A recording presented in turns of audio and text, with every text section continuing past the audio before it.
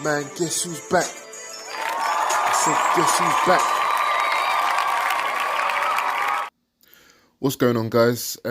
Welcome to the channel. If you're new to the channel, I post content on boxing, and I will be posting much more content on UFC as well and mixed martial arts. Coming towards the end of this year, next year, 2023, I will be posting a lot more content on fights, whether they be UFC, boxing, and maybe even some other sporting events I'm considering as well. You know, when Wimbledon comes around and the World Cup football season, I didn't post that much, but you know, going into the Euros and things like that, I may talk about a lot of different sporting events as well. But my priority is always boxing and UFC and martial arts. So if that's your kind of thing, please subscribe to my channel. Let's get straight into this card. It was a good card. There were some good fights. You had Fabio Wardley versus Nathan Gorman. It's definitely, it actually turned out to be a great fight. Better than the Dillian Whyte versus Franklin fight, I think. But both of them were great fights. Both of them were great fights. I don't want to say one was better, actually. They were both great fights. I think the Nathan Gorman one was a little bit more action-packed. It had more of a definite ending. Whereas the Franklin Whyte fight, bit controversial, but we'll speak about that one in another video. In this video, prior to this fight, I had Fabio Wardley winning. I mentioned it on a lot of different people's channels in the chat that I had Fabio winning. I just didn't do a breakdown of this fight, but I had him winning, and it's not because I don't like Nathan Gorman. I actually think Nathan Gorman's very skilled. He fights like a veteran. You can see he's got skills. He's got good hands. He knows what he's doing. You know, he's a very good fighter, but I've just never seen that toughness from him. I've never seen that. And what I mean by toughness, I'm not trying to say he's not tough, but I mean he seems like the kind of guy, Nathan Gorman, that's, if it's a boxing match, I think he wins most of the time, you know. But as soon as it becomes a real fight, I think he loses. That's what I mean by toughness when it comes to him. I think he loses when it becomes a fight, when skills are ignored, and a guy who really has come to win, like Wardley came to win. He had a busted nose. He pushed through. You could see that it meant everything to Wardley. And it was the same in some of his, in a lot of Nathan Gorman's losses. You know, the other guy just wanted it more. Once they started walking through punches, walking him down, pushing him, actually becoming physical with him, pushing him against the ropes, landing the overhand right, which Wardley was landing. Once it's not really about skills and Gorman kind of has got nowhere to go, he tends to kind of wilt. And that's what we kind of saw with him a little bit. The power really came through for Wardley. And let's just remember, Wardley has limited amateur background.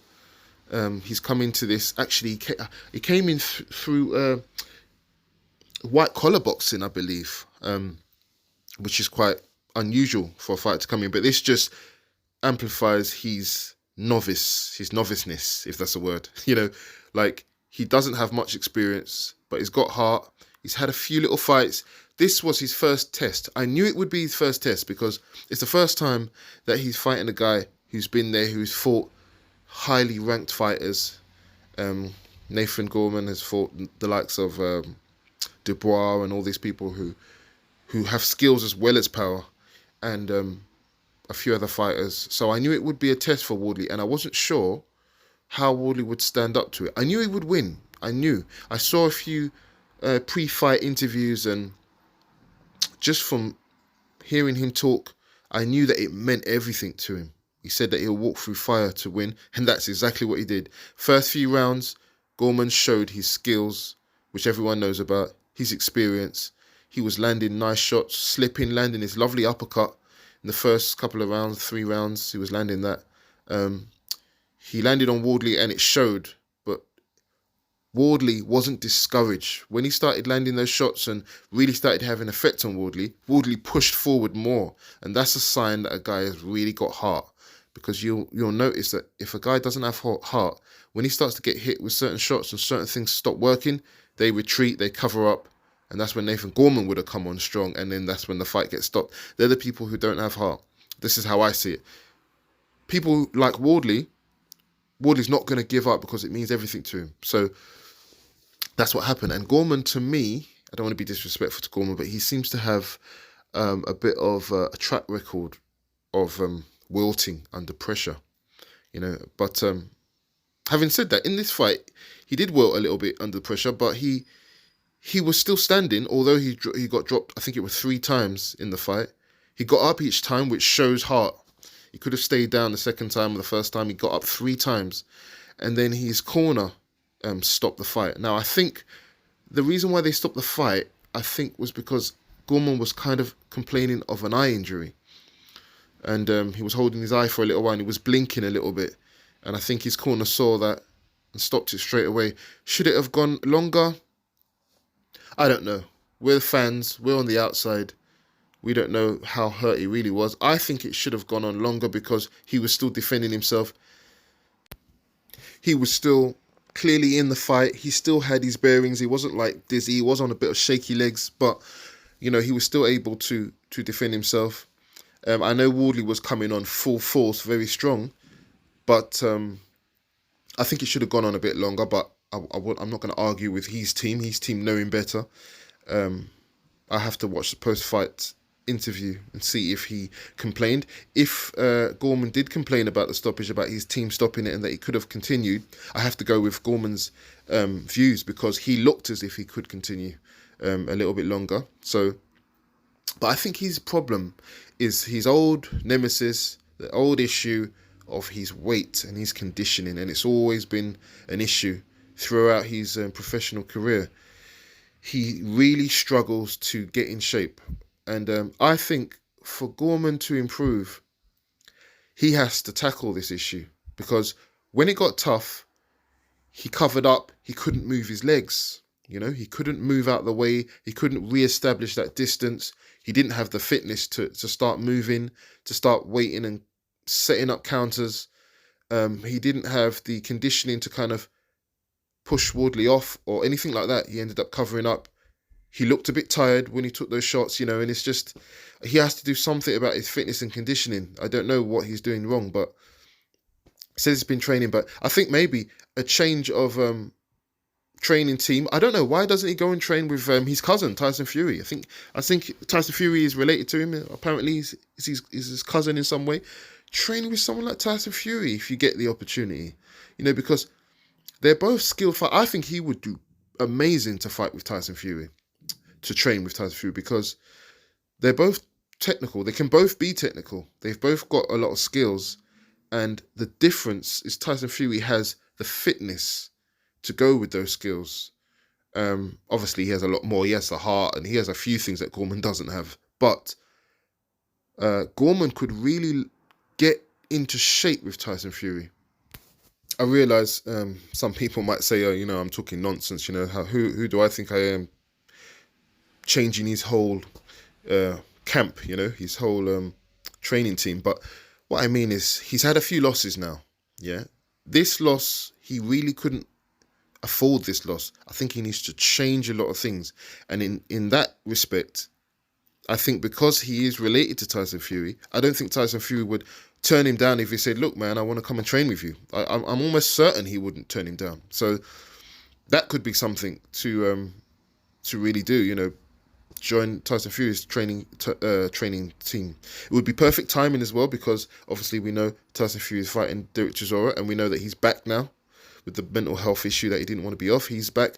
If it was me, if I was Nathan Gorman, I would want to train with Tyson Fury. Why not train with the best fighter in the world, the best heavyweight in the world, especially if you're related, you've got a pass, you can. I just think it's a good idea. And also, not just because he's related to him, but also because of the fact that they have a similar style. They move. He had a great jab in those first rounds. He was showing a really good jab. Lots of skills. It's just Nathan Gorman's issue is Tyson Fury would kind of fix those issues. The fitness, he doesn't look like he runs. he doesn't look like he's got good strength and conditioning habits, you know, and I think he needs somebody who's going to push him to do that, you know. So I think he'd be a different fighter if he fought with Tyson Fury.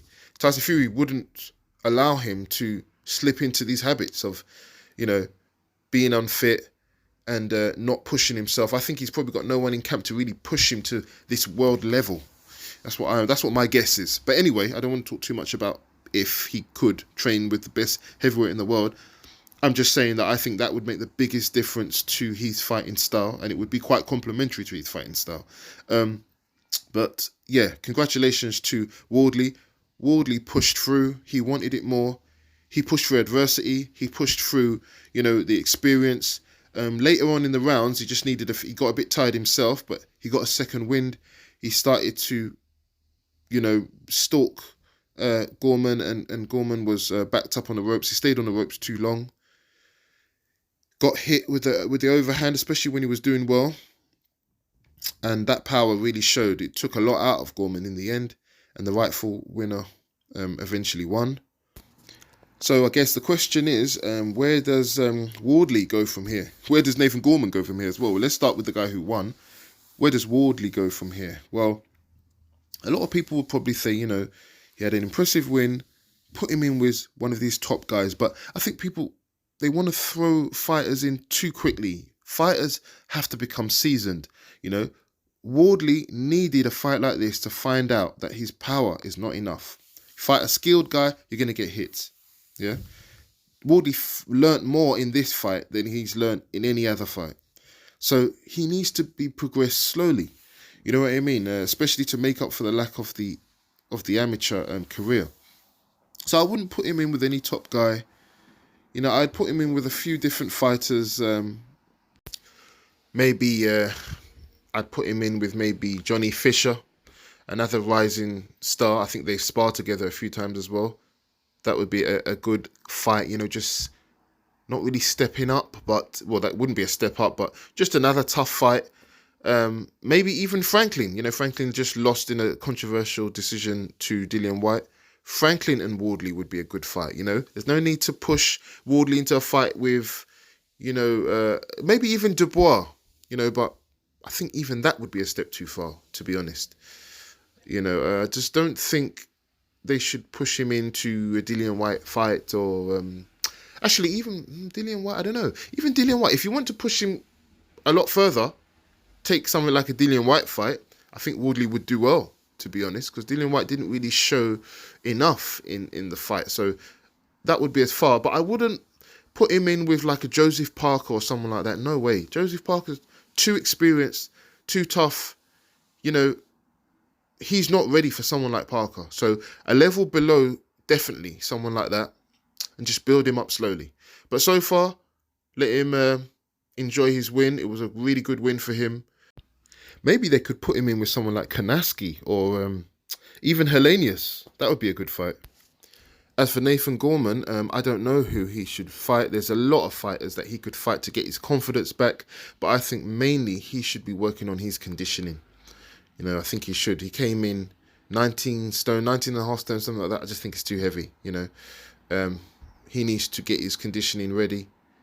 I don't know who he should fight, but there's a whole load of fighters that he could fight. But I think he should aim for just getting that condition, getting stronger, getting good strength and conditioning before he even thinks about any top fighters or anything like that. So, yeah. Good fight, though. Really enjoyable fight.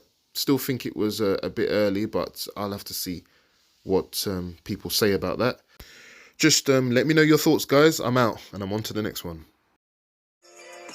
Man, guess who's back? I said, guess who's back? Once again, guys, I really appreciate everyone who clicked on my video today. If you enjoyed the video, please like, share, and subscribe to my channel. Thank you.